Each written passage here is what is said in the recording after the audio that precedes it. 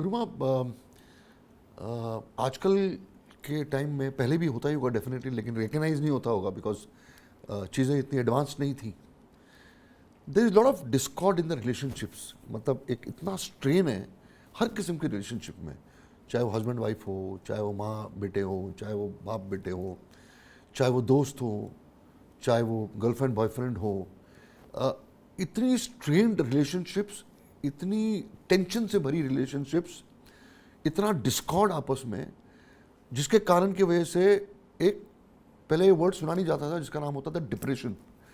Depression तो अभी ऐसा हो गया कि मेरे को फीवर हो गया है या मेरे को जुकाम हो गया है, मेरे सर में दर्द हो गया है, जो नॉर्मल बीमारियां हुआ करती थी.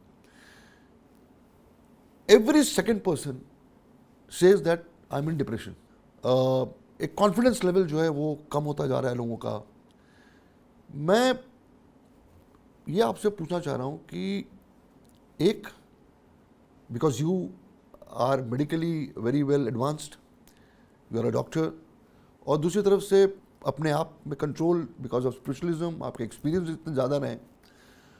What do you advise to people? And मैंने देखा है यहाँ पर बहुत सारे ऐसे लोग आते हैं, दे हैव इतना उनको फ़ायदा हुआ है. मैं मिला हूँ यहाँ पर उन बच्चों से, यंगस्टर्स से, बुज़ुर्गों से, जिन्होंने इतनी तकलीफ़ें सही हैं because of depression and all that. And with your blessings and with पिताजीज ब्लेसिंग्स उनमें काफ़ी क्योर होके वो जाते हैं यहाँ से because of your magic and your power, spiritual power in them. How does one avoid getting into this stage of negativity? आप अच्छा सोचते ही नहीं हो, कोई भी कारण हो सकता है. तो मैं आपसे पूछना चाह रहा हूँ उर्मा कि पहली बात, हम इन चीज़ों से दूर कैसे रहें? दूसरी बात, जब ये अगर होता भी है तो कुछ कारणों की वजह से होता है, उसको हम कैसे सॉर्ट करें? And what is the best way of coming out of this disease of committing suicide? मतलब अगर आप डिप्रेशन में हैं, आपने खुद का क्रिएशन है, वो आपने खुद अपना आगे जाल बुना हुआ है, आपकी डिमांड्स बढ़ रही हैं, आपके एम्बिशंस बढ़ रहे हैं. आज आपका मर्सिडीज है, कल आपको BMW चाहिए, आज 2 फ्लैट है, आपको 10 चाहिए. इन चीज़ों से दूर कैसे रह सकता है वहाँ, ताकि आपकी ज़िंदगी जो नॉर्मल चले, ताकि आपकी लाइफ जो है वो नॉर्मल चले, and you enjoy your life, you live for today, not only for tomorrow and day after tomorrow. और उसको बड़ा बनाने के चक्कर में आप आज की आपकी प्रेजेंट जिंदगी जो है उसको तबाह कर रहे हो. How does one come out of this biggest disease which is ruining the youths and the people of this country? ये काफ़ी इंटरेस्टिंग क्वेश्चन है और आज की रिक्वायरमेंट है. इसके लिए सबसे पहले तो देखो, आपको हर इंसान में दिमाग है, हर इंसान इतना इंटेलिजेंट है कि उसको गुड एंड बैड का और उसके लिए कौन अच्छा सोच रहा है, कौन बुरा सोच रहा है, उसका पता चल जाता है. 2 लोग स्मार्टली आपको मैनिपुलेट करने की कोशिश करते हैं, पर फिर भी कहीं ना कहीं सबके अंदर इतनी बुद्धि भगवान ने डाली है कि हमें समझ आ जाती है कि कौन आपको सही गाइड कर रहा है और कौन आपको गलत गाइड कर रहा है. हम आज के ज़माने में देखो बहुत सारे गुरुओं को देखते हैं चैनल्स पे और सब.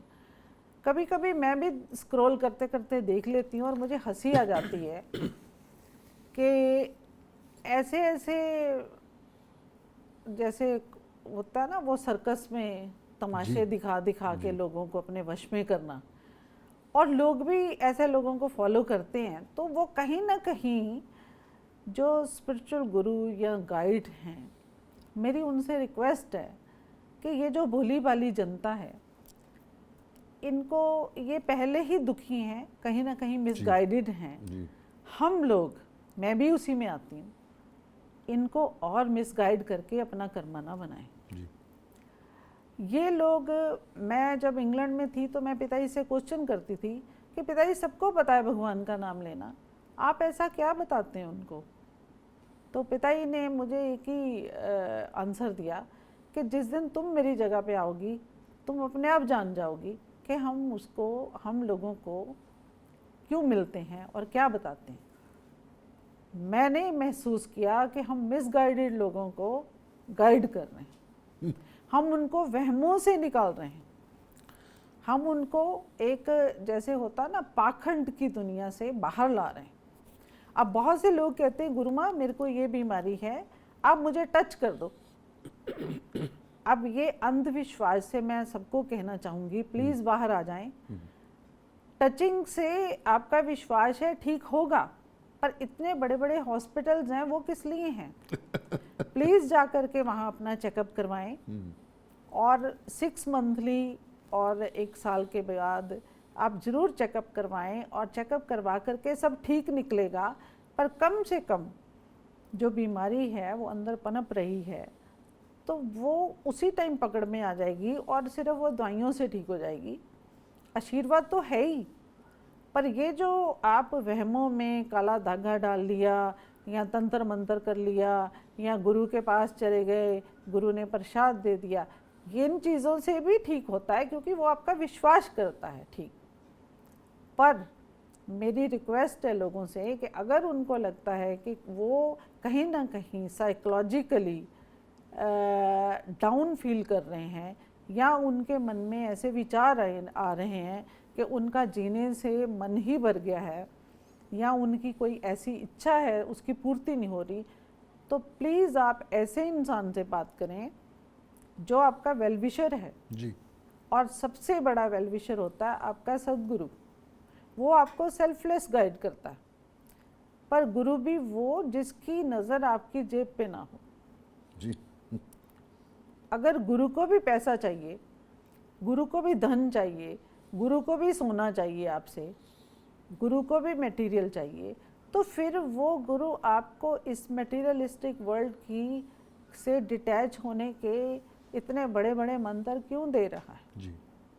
उसमें मैं अपने आप को पहले ही कहूँगी कि यहाँ का जो आश्रम है, यहाँ पेड़ पौधे ज़्यादा हैं, हाँ कुछ कमरे बनाने पड़े वो बच्चों की सुविधा के लिए ही, पर इससे ज़्यादा कुछ करने की गुरु को ज़रूरत नहीं होती, बड़ी बड़ी बिल्डिंग नहीं चाहिए होती। लाइफ सिंपल रखो और एक्सपेक्टेशन ज़्यादा न रखो।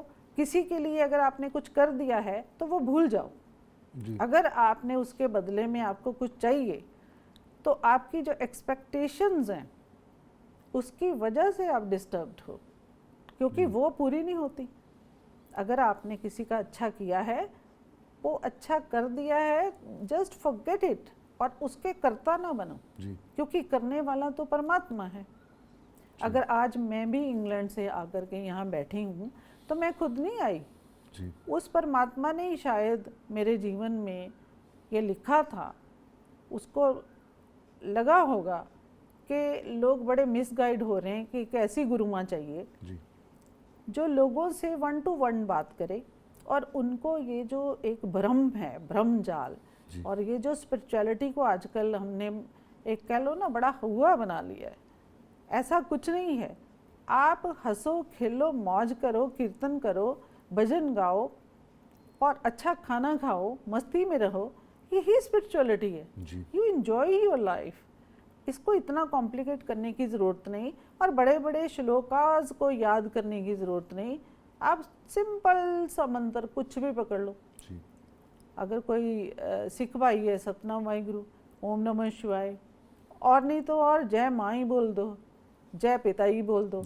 अब देखो आप अर्धनारीश्वर तो हम खुद ही हैं ना, फेमिनन एंड मैस्कुलिन ये एनर्जी हमारे भीतर है जी। जब हमारे माँ और पिताजी आपस में मिले तो हम पैदा हुए जी। आगे हमसे जो बच्चे पैदा हुए तो वो भी फेमिनन एंड मैस्कुलिन एनर्जी है, तो हम अर्धनारीश्वर हम खुद हैं, आप हो जी। कहीं अर्धनारीश्वर इधर उधर ये जो फोटोज हैं ये हम समझें कि ये किस लिए हैं। अब नंदी जी हैं, उनको भगवान शिव के सामने बिठाया, तो नंदी जी तो आपके यहाँ हैं, और ये जो आपकी सूर्य चंद्र नाड़ी है इसके बीच में जो सूक्ष्म नाड़ी है ये भगवान शिव की गुफा है, ये जो हमारे भीतर है। तो जब हमारे भीतर परमात्मा है तो आप दुनिया से क्यों डर रहे हो या लोगों की बातों में क्यों आ रहे हो? अगर आपको कोई मिसगाइड कर रहा है तो आप प्लीज़ ऐसे इंसान के पास जाएं, और सबसे जो वेल विशर आपका है वो आपके पेरेंट्स हैं। जी you talk to your parents, और कभी भी इधर उधर बात करके मिसगाइड ना हो। और माँ बाप से अच्छा दोस्त और सच्चा दोस्त और सेल्फलेस दोस्त आपका कोई नहीं हो सकता, क्योंकि वो आपका भला जो चाह सकते हैं और कोई नहीं। और उसके बाद हैं आपके गुरुजी।